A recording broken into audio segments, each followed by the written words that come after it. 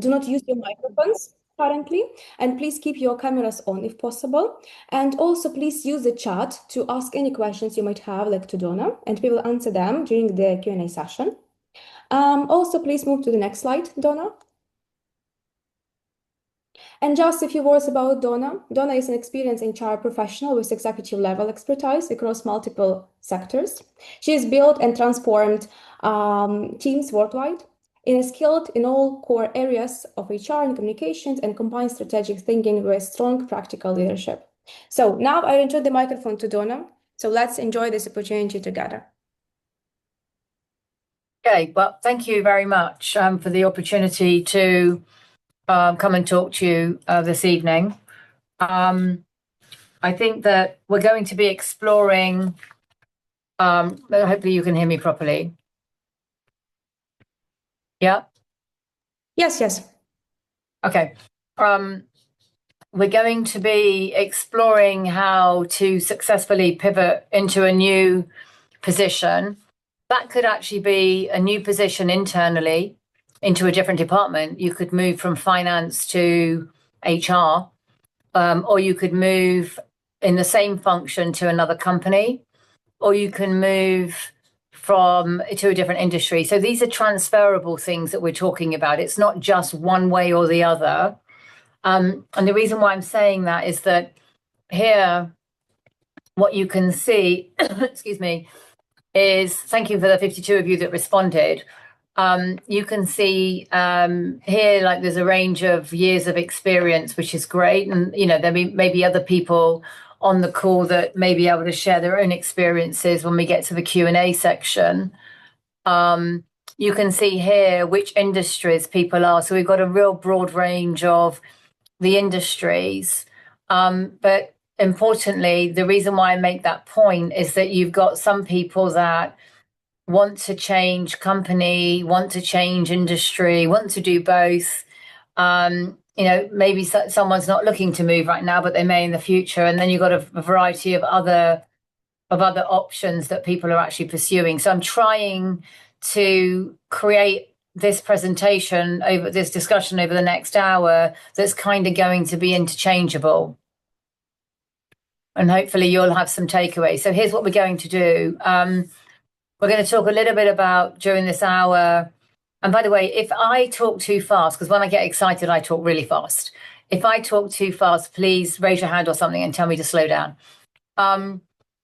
So we're going to talk a little bit about why are you wanting to do this change? Sharing some thoughts around the types of role changes, how your skills and our skills are transferable. And then we're going to take a little journey and have a play around, and hopefully technology willing, I'm going to show you using my own personal experience. I'm going to use my role today that I applied for 3 years ago, my CV of 3 years ago, bearing in mind technology wasn't here 3 years ago, and show you what it can actually create for you and how easy it is. It's actually quite scary. I think the AI is, I don't know how many of you been messing around with it, but I find it scary but exciting at the same time. And then we'll just do some key takeaways in terms of what you've heard. I'm just going to reinforce some of the points that I've actually made. So that's kind of how we're thinking about the session today. And then the Q&A, everyone can ask questions and learn from each other. So in terms of moving into the why, I think the important point about this is actually, what is the real big question to ask is, why would you want to change industry? Why would you want to change function? For many reasons. It could be reigniting your passion. It could be escaping burnout. It could be finding a better fit for your lifestyle. Some people, I've been a single parent and I've needed to work part-time through my life, and therefore I needed to take a job that was less demanding of my time. So people will have different needs and motivations as to why they want to change, but whatever your reason, it's valid to you, and it's the foundation for everything that follows. So identifying the why you want to switch industry is going to be really important. So, what do you, if you see over here on the right hand side, these are some of the reasons we just talked about. What do you want more of or less of? Excuse me, my throat's hurting me today. And then what do you think success is going to look like for you? How are you going to know that this is what's right for you? And I think the important point when you are looking for a radical change, because changing from being a finance person into an HR, or I had an example once where somebody wanted to go from being a nurse to a lawyer. They're very different things, and they will require you to do different things. But ultimately, being able to define why will help you stay focused, but also it helps you in terms of, how are you selling to me as a head of HR for a role that you're coming from a completely different role or a different industry? How are you able to articulate why you're even at this, having this conversation with me? So it's just very, very important that you spend time internalizing, what are your motivations here? And again, it's wide ranging, and there's no one size fits all for any of those questions. On the next slide, I was just alluding to the fact that you may just want to change role. It could be that you want to change role in the same company. It could be that it could be within a different function, the example I just gave. And there are different routes to whether you change role, whether you change company, and whether you change industry, and different work that's going to be required for you to do that. So from a role perspective, you can, for me, it's actually probably the simplest of the three. It's around internal mobility. It's having a discussion around, with your line manager or with the recruiter in your company that talks a little bit about, I'm interested in moving into a different function or into a different role. I want to get promoted. They're all different conversations that you could be having with your line manager or the recruiter in your company. The important point about your line manager is they need to be on board and supportive of you and to help you to move into, whatever the next journey is that you're actually seeking. So I would encourage you to have that conversation with your line manager. Most organizations are very, very pro and supportive of internal mobility. We want to keep people in organizations for as long as we possibly can, particularly when you're a high performing individual. They'll make more effort for somebody that's actually performing. Then you've got the company. And again, you might be going from HR to HR or finance to finance. That's actually easier because you're going with the same skill set. There's nothing wrong with doing a lateral move. You don't actually always have to think about promotion. I think from this particular point, the real research that you're going to be doing is on the company that you're actually looking to go from. So, I could have gone from, let's say, General Electric aircraft engines to Goldman Sachs. It's a very different in terms of needing to understand the organization. And that's equally important when you're looking at the industry. So again, you could be going into a same role, but you could be going into a completely different role and a new industry, which brings further challenges for us as individuals for that shift.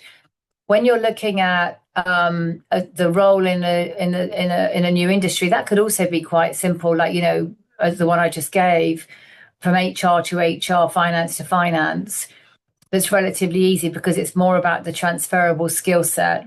When you're looking to go from lawyer to nurse or doctor, there is obviously, that's a more technical skill set requirement where you're probably going to have to go through maybe redoing a different degree, going to university, getting educational requirements. They're very different. So I didn't want to try to make it seem like everything is easy and it's going to happen, just because we're having an hour seminar today. That's not going to yield you that. You may have to do different things. And it's the recognition that if you're going to change your career that dramatically, that there will need, in most cases, you'll need to adjust and adapt your technical skill set. I talk about the analogy of a toolkit. Everything you do and everything you learn goes into your toolkit. And much of that is transferable, but there may be a technical and educational requirement that you need to be aware of, and you can do that research. How would you move from being a lawyer to a nurse or a nurse to a lawyer? That would require something different. I have seen somebody do that example, by the way, and it actually worked. So anything is possible if you put your mind to it. It just means that it might take you longer to get to where you're actually looking to go. But if you go back to your motivation, that should be the driver that's going to get you to such a shift. And here I'm kind of repeating myself a little bit now. So the transferable skill set and upskilling yourself, building your toolkit. I like to use that analogy. There'll be the soft skill side, there'll be the hard skills, and then there's going to be the formal qualification. So it's a little bit repetitive from the previous slide, but sometimes I think it's just useful to see it listed out. And by the way, you can have all these slides if you want to have them. And then, building your toolkit, looking at the industry that you want to go into, understanding the trends, the challenges, and the required qualifications, really preparing yourself by reading the job descriptions, looking at an array of things, and following, whatever it is you're interested in doing. If I wanted to become a politician, I'm more likely to start following LinkedIn groups or start researching things around politicians. What makes a good politician? You could probably even do that in AI. We could play around with AI when we get into the Q&A as well, if there are things that you would like me to show you.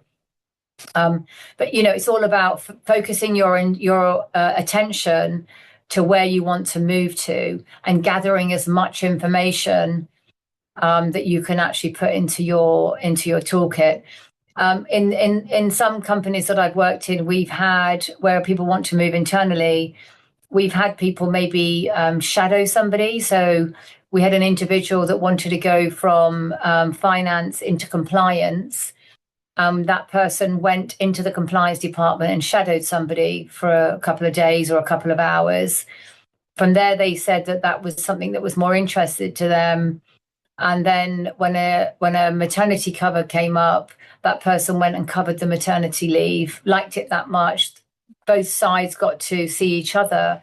And then when a position came up in that department, that person got the job.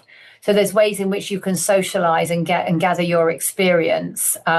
Sometimes volunteering doesn't always have to be pay. I mean, we all want to get paid, but it doesn't have to be about pay. It can also be, assignments that are volunteering projects, things that might also stretch you in different ways, because it's all about increasing and upskilling yourself. There's also a piece around, how you think about networking and your entry point. So, thinking about the industry point again, changing industry isn't just about applying, it's about connecting, it's about reaching out to professionals in your target field, asking for advice, not just a job, considering lateral moves. So the point I made earlier, it isn't always about just getting promoted. Sometimes you might have to downgrade a level because you're starting from the beginning in a new industry or in a new profession. You might have to go back. You may want to be a doctor. You might need to become a nurse first and then eventually train for being a doctor. I'm using that because that's an extreme from being, a recruiter to, being a doctor. So, asking for advice, not jobs, considering lateral moves or entry level moves that get your foot in the door. And then the, relationships and reputation matter more than ever in a career move. So, once you've got your foot in the door and you believe in yourself and you've got the support mechanisms, and there's no reason why you shouldn't continue to move up and around in an organization. It's just getting your foot in the door. So that's a real very quick overview in terms of the different role types, understanding your motivations, etc.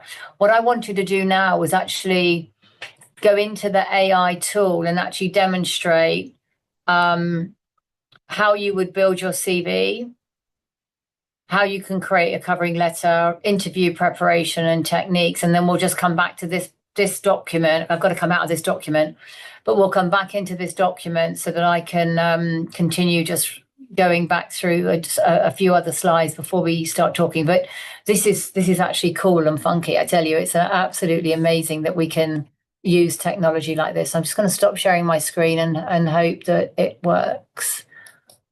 So let me see.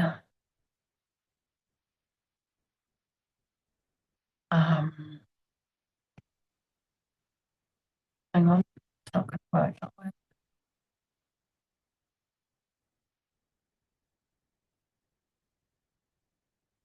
I need to just escape out of that for a moment.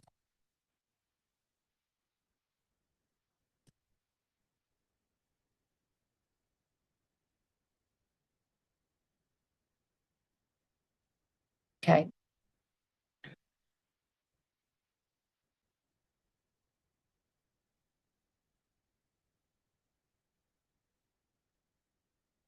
Sorry, just trying to get it all up. I had it already, but it doesn't seem to be wanting to. Right, let me just clear that screen. Right, sharing again. So I need you to tell me that you can.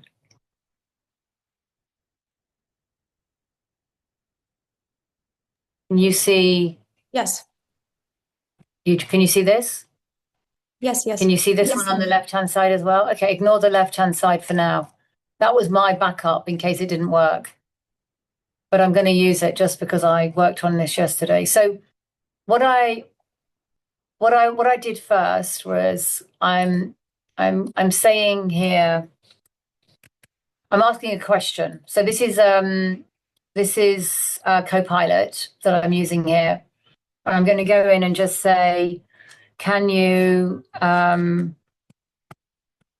adapt my CV? Let me just open this up a bit more. Can you adapt my CV for a role that has these responsibilities? So this is literally, I've lifted this from my job spec that when I first came to work at Apollo. What's good about this tool is it starts to remember what you're doing, right? So it keeps a check on all the questions that you're asking within one session. So I'm just going to copy and paste that in, press return. So what it will do first and foremost is that it will tailor a CV mirroring these role responsibilities. It will create a professional summary, and it will create core competencies, and then it looks at, it's actually done it for me already. It's remembering my earlier one, sorry. So basically, it will create a role profile for you, but if you have it will create a CV for you. But if you already have a CV, you can then say, this is my CV. I'm just copying my CV. And it will remember the question that you've just asked it based on the role profile. So that's my CV going in. And basically what it's doing is it's now creating that summary, which is taking, I'm now in this position, so it's going to show Apollo, but it's going to take the role profile, take my old CV, and tell me how I could reformat my CV that is specific to the role that I'm actually applying for. And you can see here, you can't see my other CV now. Let's have a look. See my CV. So it's, look, it's taken, that's UBS. It's taken Apollo where I didn't have anything in there, and it's actually put what it thinks my experience might need to be. You've got to go through and cleanse it, though. You cannot just copy and paste this into a document. You've really got to make sure that you're putting your own authentic spin on it. But it's just how quick it can actually help you. So it's taken that and it's basically revamped my CV based on that role profile. Now then, what I did was that's what it spat out. Then I went further and I said, can you write me a covering letter? So it's got my role profile. It's now got my CV. So it understands more about what I'm applying for and who I am. And now I'm asking it to, please, can it write me a covering letter?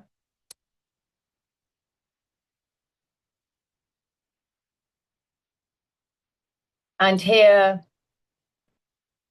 you can see it's actually produced a letter that I can accompany with my CV, that it will hone in the elements of my experience to the role profile.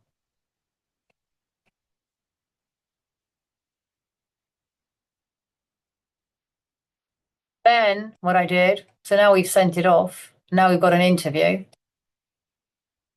Can you prepare some interview questions that I could ask Apollo?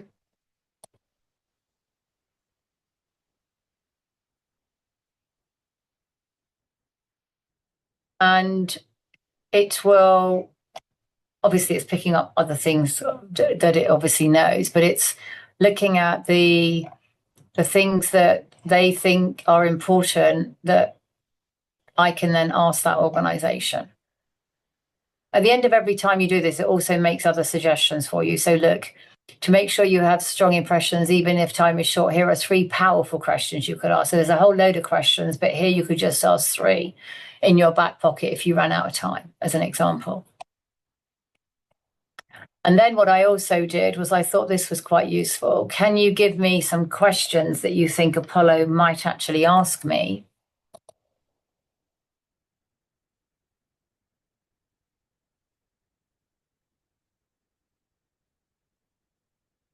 Because now it's got my experience and it knows what role it's looking for and the type of profile.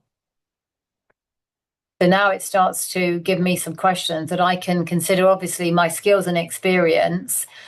How might I answer some of these questions? I'm not saying you should go through every single question here and start writing answers, but it's just giving you a sense for, the role profile, your experience.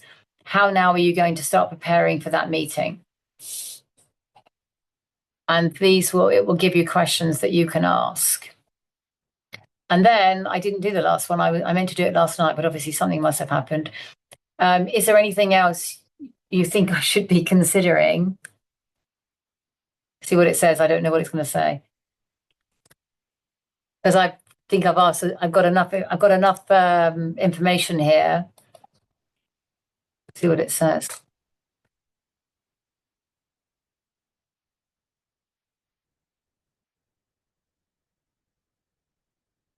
So yes, beyond tailoring your CV and preparing questions, there are some strategic considerations, right? How you position yourself. Apollo will expect you to be a visible change agent. So think about stories where you've shifted culture. And what the beauty of this is, it's remembering the first thing that I put in there, which was the role profile. So everything's geared towards the role profile. So that's so quick. I mean, I don't know about you, but I'm actually quite impressed with that. I didn't have that 3 years ago, sadly, but you can use this tool and you can keep asking it questions and you can keep adding information in. As I say, when we get to the Q&A, I don't know if you all have access to this particular tool, but ChatGPT, there are numerous tools that you can use that can help you. But the word of caution is that make sure that you are not just copying and pasting, that you are actually sensitizing it. And then there's another thing here that somebody just told me the other day. When you're copying and pasting stuff, be very careful, because you see this little hyphen here. If you use a hyphen from your keyboard, it will never be that long. That's the giveaway that you've used the AI tool. as an example. Like, here's the hyphen, right? So be careful. You just got to be careful about how you're using it. So that's kind of, they're just the things I did just to prepare for this. I've never used it myself personally for a job yet, but I certainly would. Just let's say, let's use a different one. I am considering applying for applying to be a non-executive director. Do you all know what a non-executive director is? A non-executive director is somebody is where you're not an employee of the organization. You're not doing operational tasks. You're more acting in an advisory capacity and will normally sit on a board. So I'm considering applying for a non-executive director role. What should I consider?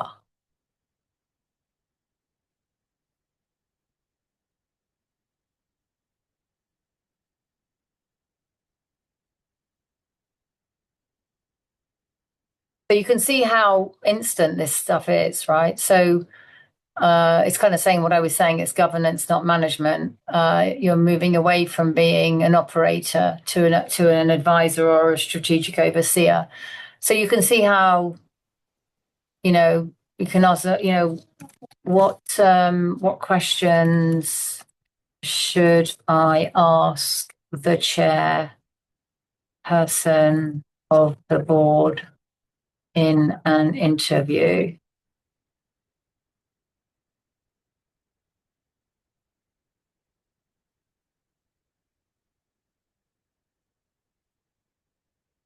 And if you think about this, you could be interviewing with, what type of questions should I ask the CFO, the Chief Financial Officer?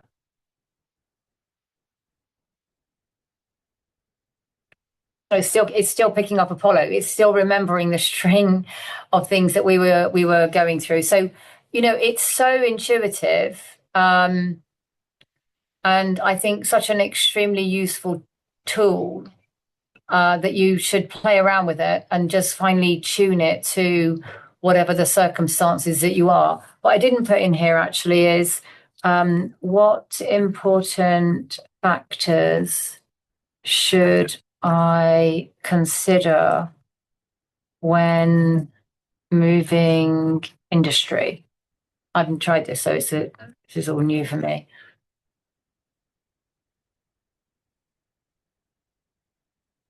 So I've mentioned transferable skill set, the cultural fit, haven't mentioned the financial implication, but I've also mentioned the learning curve required to succeed in a new sector. So I was obviously on the right track without actually even looking it up. So, you really can use this tool in a very, very powerful way. And you just got to keep playing with it and asking questions. So I'm going to stop there because I could keep doing this. And, you need to go through it and play with it yourself because you'll start fine tuning it to what it is you're actually looking for. But I think you get the understanding of how powerful this could actually be for you. And it doesn't take very long, which is amazing. So I'm going to switch back now. I'm going to stop sharing this. I'm just going to kind of just reinforce some of the things that we've just talked about. Now, let's see if I can get this back up again. No, not yet. Screen share. Look, this one. Can you see this, please, somebody? Yes. Okay, let me get this on. Okay, so hopefully that was useful, and it will give you some confidence in how to use it. And so I'm just going to reinforce some of the things that you've just seen. So, as you're building your CV, it's going to do a lot for you. And as I said, you really do need to make sure that you are looking at it. But aligning with the role, so making sure the language of the job description, the way that it thinks about keywords and phrases, that you're highlighting your achievements that directly relate to the role. Sorry, my bullet point isn't working there. Making sure that you showcase impact is not just duties. So think about where you've had an example of adding value to an organization. So I should pull my CV up now. I think what you could say things like, if I think about my year this year, we've hired 650 people this year. And by doing that, we have, rather than use recruitment companies or search firms, we have saved the organization $15 million. It's adding impactful comments that people actually really understand it. And like here, led a team of 5 to deliver a 250,000 project 3 weeks ahead of schedule. People want to see the impact that you may have added to an organization as they consider you for their organization. And customize your profile summary. The summary is really important. Sometimes people don't see past that. There's also a point around how really you want to get your CV on 2 pages. You don't need to put lots and lots of words. Make it bullet points. Try to make it as easy to read as possible.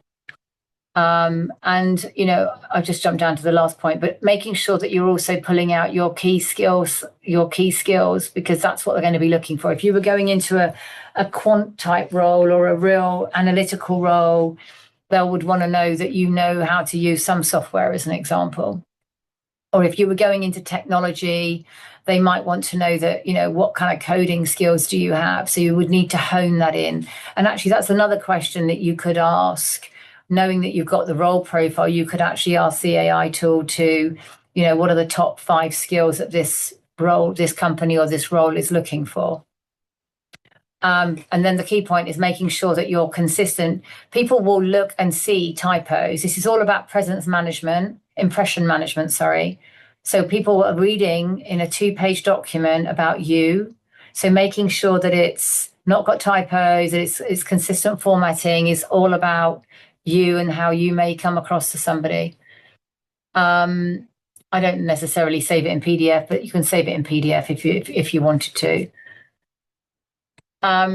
And then, as you go into, we've now sent the letter, we've got the interview. You now need to start to consider what's your strategy as you go into the interviews.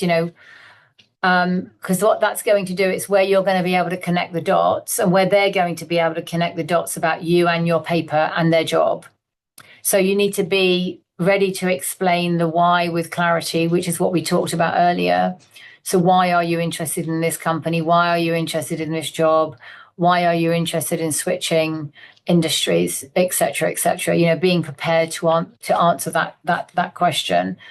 And then, anticipating the common questions. This is geared towards career changing, remember? So I've kind of tried to keep the questions in line with that, being able to answer that, and then translating experience into the future value. So, some of what we just talked about on the previous page, making sure that you're using examples from your past role, thinking about what have you done in the past that you can actually bring to them in the future. There's nothing wrong in one of your first questions being, what are the top 5 deliverables that you believe will make this person be successful or add impact immediately. You've got those now already in your brain. You've now got to start to think about your experience and how you start to articulate your experience in terms of what you think they're looking for. Show curiosity, confidence, and resilience, right? So demonstrate that you're, proactive, eager to learn, resilient, etc.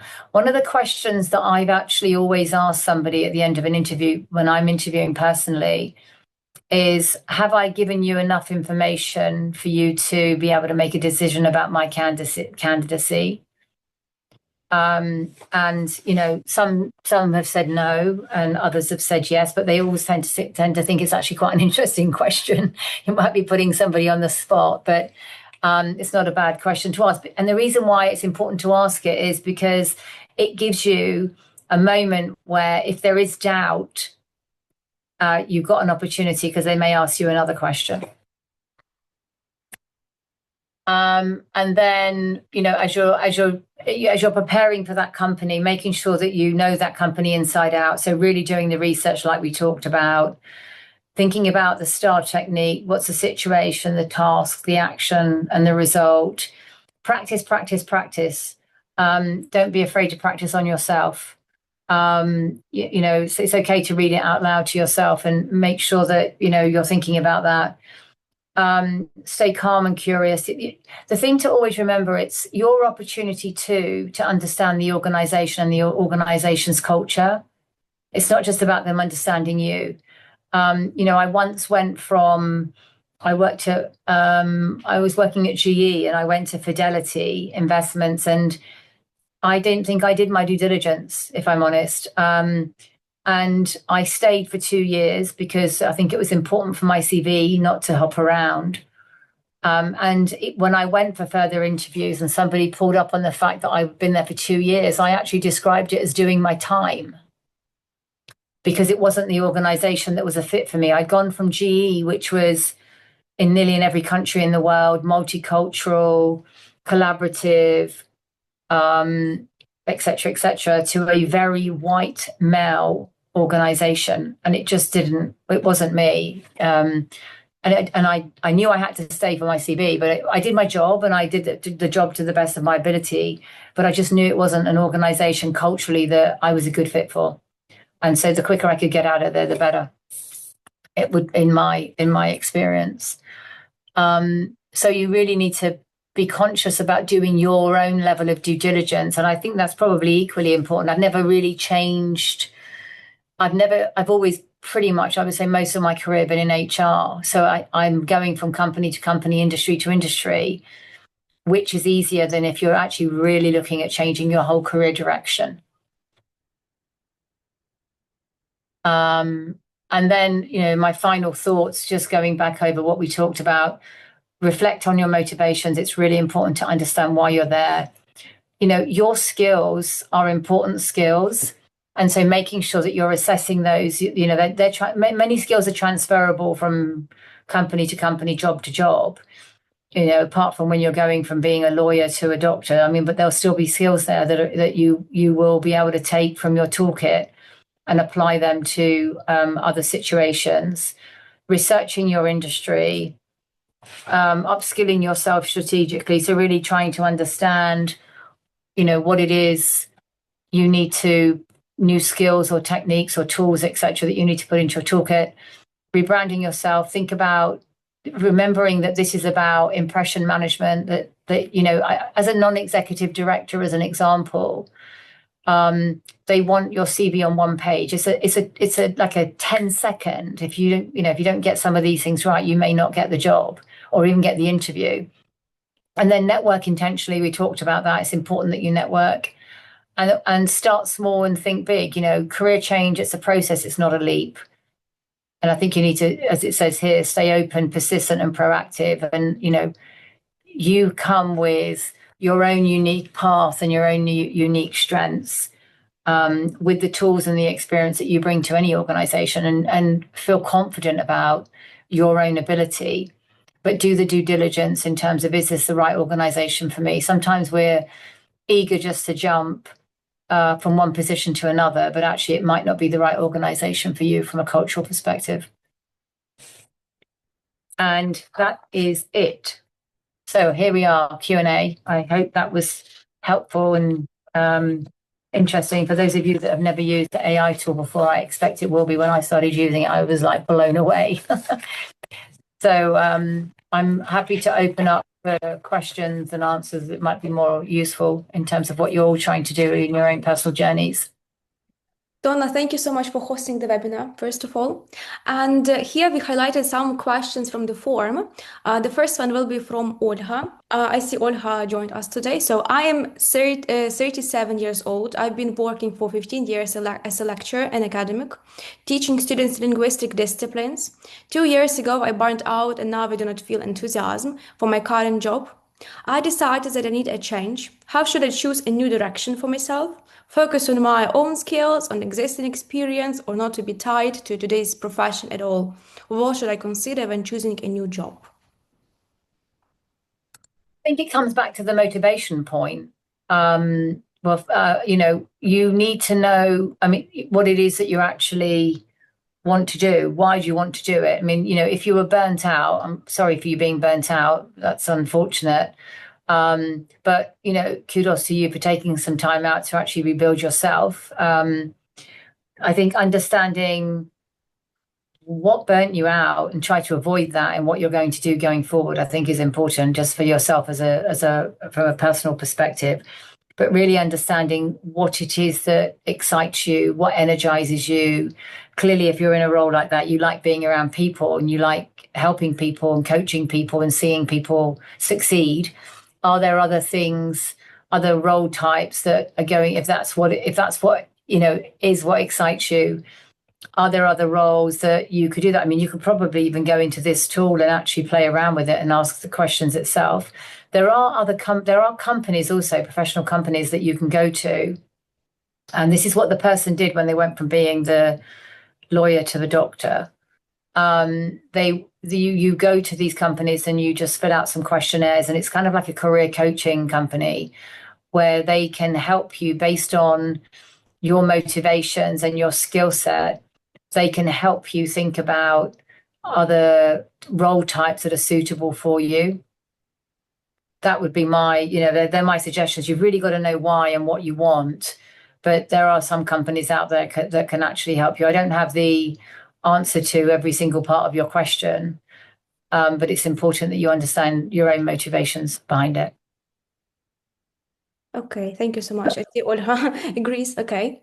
So, also one of the questions from the forum, it was how to gain a good reputation from the first days of working at a new company. Well, day one's really hard. You probably might need to think about it as more than just day one. Like, there's just, day one, week one, 30, 60, 90 days, depending upon what level you're going into a company. The first thing, I think back to the research part, really understand the organization that you're going into.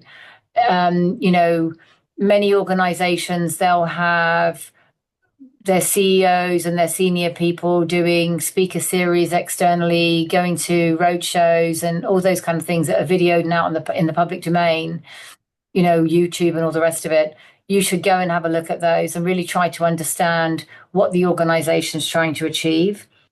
There's a point also around your onboarding and, what is your line manager doing around your onboarding, your first week, 1 week, 2, because there's one thing about getting there and getting a computer and stuff, but what else sits behind it? There's something that I learned quite early on in my career which is around listening rather than telling. So I wouldn't now say, oh, in Goldman's, we did it this way. But what I would say is that over, the numerous organizations that I've worked in, I've found maybe a different way of doing it. Can I explore that with you? There are different ways of having the conversation. People don't like it when you talk about where you've been for too long. It's okay at the beginning, but not for too long. And then I think there's a part around trying to understand early wins. So are there some quick things that you can do to show that you can implement something or suggest something that's going to be positive for the organization? And then more strategically, there's a book called The First 90 Days. And it's by Michael Watkins, Watkins. This is a really, really useful book. When I hire senior people, I tend to send this to them. I don't tend to use it. Oh, I've lost myself now. I've got to stand up. I don't tend to use it at the kind of like analyst level, but for somebody senior coming in, it's really useful because it does start to help you think about what's your 90-day going to look like. What I've done as well is I've started to create that and shared that with my line manager. Say, I know it's getting close to me joining. I pulled this 90-day plan together, or whatever, 10 days, whatever the number of days are. I just wanted to get, have a dialogue with you to think about, does this make sense? Are there other things you would add in? Some companies are more proactive and they'll have you already meeting 6 or 7 people a day, probably across the organization. It just depends on the organization and how experienced they are on onboarding people. But there's just a couple of things to outline to you. Okay. Hopefully that answered that question. Yeah, thank you so much. So another question was from Tiva. Project management seems like it's getting professionalized these days. Does HR still believe that you can learn PM on a job, or do they expect to see training on it? I think it's a combination of both. I think if you're going to go for a project management role, somebody would expect that you've got some experience. You don't have to be an expert, but you've got some examples. Even if it was project managing your wedding, you've got to think about managing a wedding. Or I managed a big birthday this year. It was like managing a wedding. You've got to put a project plan together. Whatever you do, you're going on holiday. I mean, I'm a bit of a control freak, so I've got a project plan for my holiday. There are different ways that you plan things. I do think that somebody would expect you to have some level of experience. I do think you can learn stuff on the job. I think you can definitely learn and pick up some technical aspects of that. And then you can also do training. Most companies will have e-learning tools on project management, or you can go and find a book on Amazon for a couple of euros that will outline what project management is. Or you could even use this tool, the AI tools. So I think you can learn lots of things about project management. I think one of the things that's really important today that I don't think was a skill that people looked for years ago is curiosity. So I think showing that you're curious about how things work, how you can change things, etc., and so on, I think is a really good skill set to have, or mindset to have. That's really interesting. Thank you, Donna. Another question from the chat, it was from Omar. Is using AI not accepted? Does it have to be personalized? Or is it okay to use AI? And is it also okay to do the same for the letter of intent? I know we give the AI guidance and personal information about ourselves, but are companies using automated tools that detect and block this, saying it isn't authentic? Good question. There's a lot of questions in that one question. I think it's okay to use it. I think it's being honest about using it as well. I mean, somebody said to you, have you used AI to help you prepare? I think you should say yes. I don't think you should say no, because then you'd be lying. I'm sure there are tools that actually do that. I don't have that in this organization, but there will be. That little tip I gave you about the hyphen, I didn't know that until recently. So, somebody would know that was that I'd used AI. So, there are ways of gaining the system, and there are ways of, as we can gain the system, there are ways that people can be found out for using it. The key is being honest about it. I don't know how a tool would do that. I don't have the answer to that question, but I'm pretty sure there are some that does it. There wouldn't surprise me if there were tools out there. We, from our perspective, we use it internally for things like performance reviews. And I do think you have to read stuff, whether it's a performance review or whether it's pulling a letter together for you. You do have to sense check stuff, because it doesn't know everything, and it's not going to write it in your own language. So I'm about to deliver your performance review.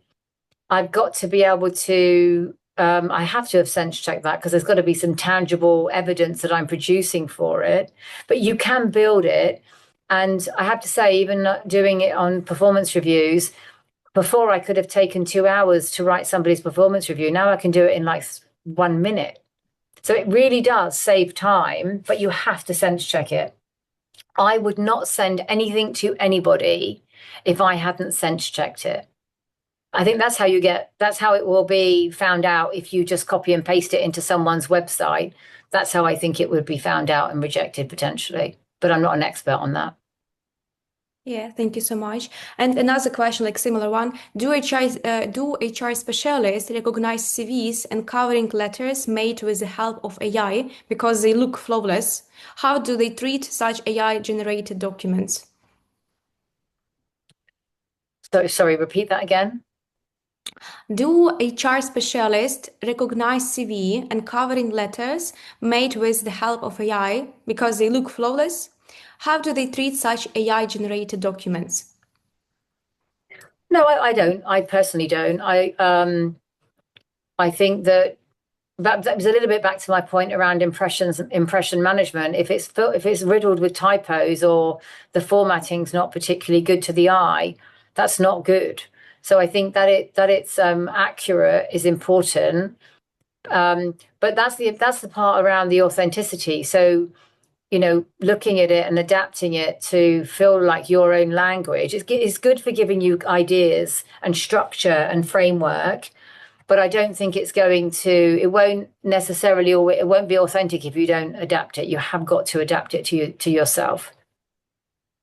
Okay, thank you. And one more question. It was from Vadim. Do I need improved subscription on AI to achieve career goals? What AI do you recommend after Copilot?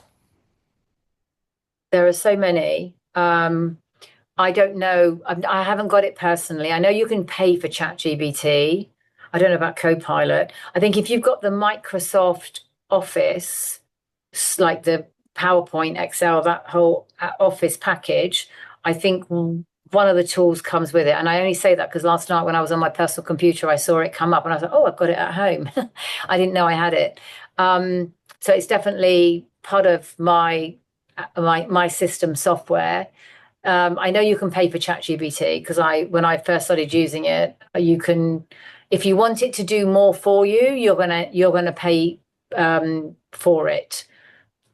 So you can get basic information, but for you to get really into detail, you're going to end up having to pay for it. I think I don't know if there are any free because I get it free with my company. To be honest, I haven't researched it to that level of to that degree. Okay, that makes sense anyway. Okay, and the last question it was from Marika. How to write a good cover letter? It was already mentioned during the presentation, but I think Marika has joined us a bit late.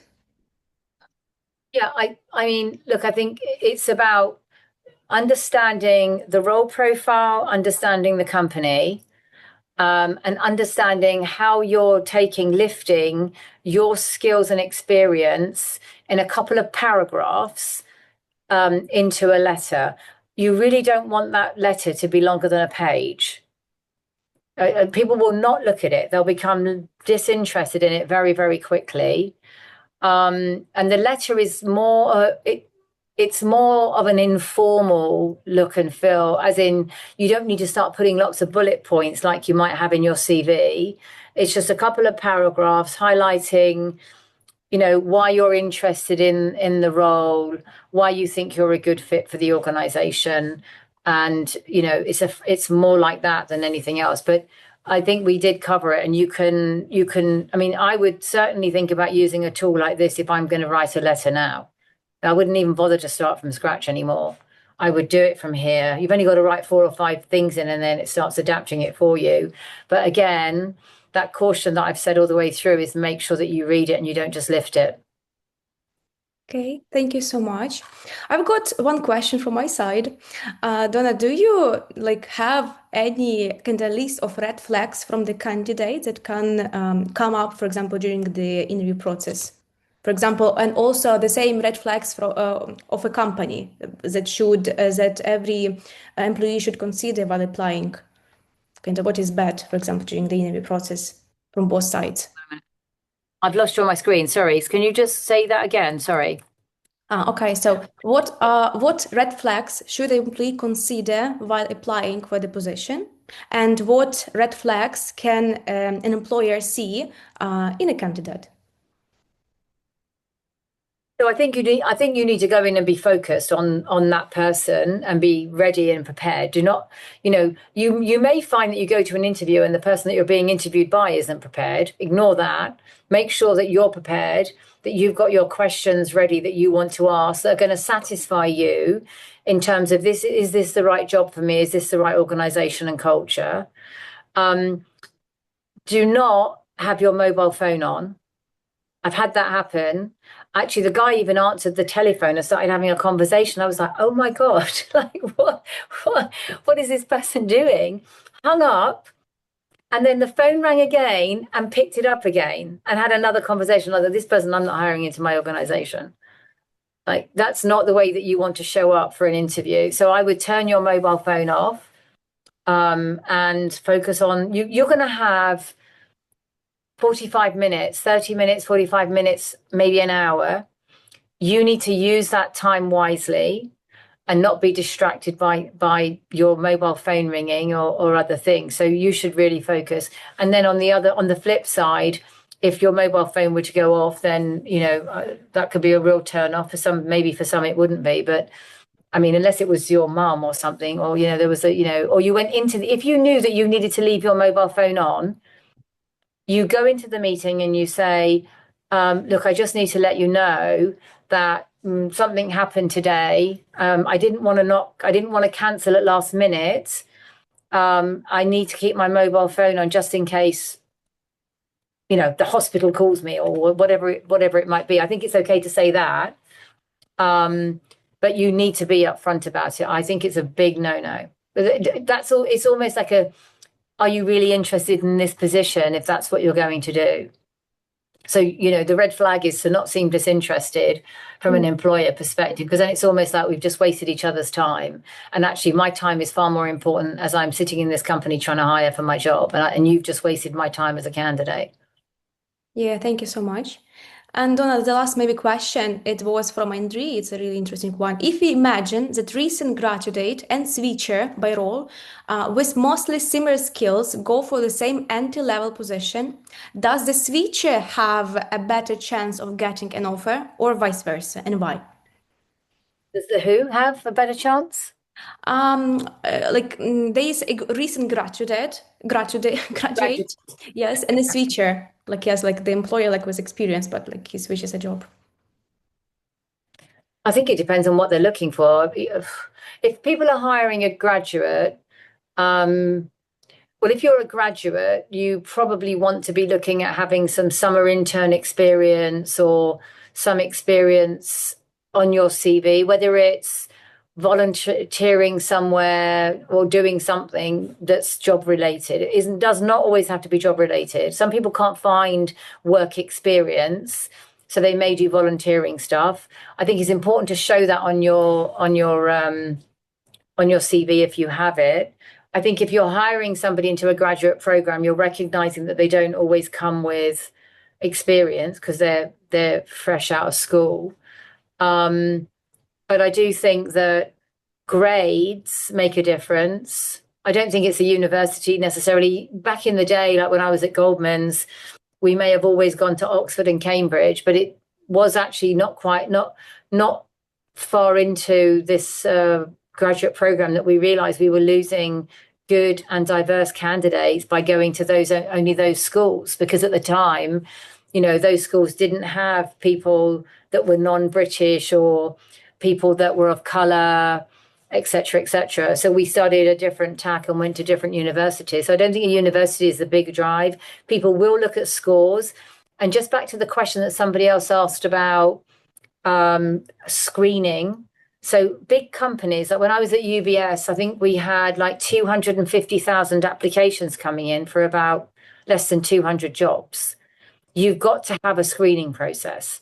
and it will screen out based on whatever algorithms that it puts in it. So if it says, I'm only looking for somebody that has got a GPA of 3.8 or a first or a 2.1, if you've got a third and that's below it from a UK standard, you would not get put forward. So I think it just depends on the organization as well, what they're looking for and what their own screening criteria is. And it's quite hard to know that when it's actually a system that's actually doing it for the company. I don't like those either. I think you miss out on good candidates. You know, just because somebody has got a third doesn't mean that they can't be a really good person for your organization. But other companies have to do that just because of the sheer volume. Yeah. Thank you so much. Otherwise, you need to hire an army to actually manage the candidate flow. It's just not possible. Okay. So thank you so much, Donna, for answering all of the questions from our participants. And thank you, participants of the ENGin community, for joining the webinar. We wish you good luck in your careers in the future and in current careers. We will be hosting such webinars in the future, so feel free to join. We'll be having a variety of different topics. You are able to choose them as well. Okay, so I will be sending. Sophia, just one thing. I'm happy for people to have my email address. If anyone wants me to have a look at their CVs, I'll happily look at a CV and give some advice on a CV. You know, you just need to let me know. So you can give my personal email, the one that's got donna.burns3@btinternet.com. You can, please do, you know, use me if you need to. I am busy, but I will always have a look at a CV if you want me to have a look at one. That's an amazing opportunity. Thank you so much. Okay. So yes, Thank you. we finished now, so you can go and relax. Actually, enjoy your evenings if you are in Ukraine, and enjoy your day if you're like in another country. I will send you the recording. I will send you the Donna email. Yes, in an email after the meeting. So yes, thank you so much. Thank you. Thank you for organizing. Thank you, Donna, for nice information. Thank you. Bye. Thank you. Goodbye.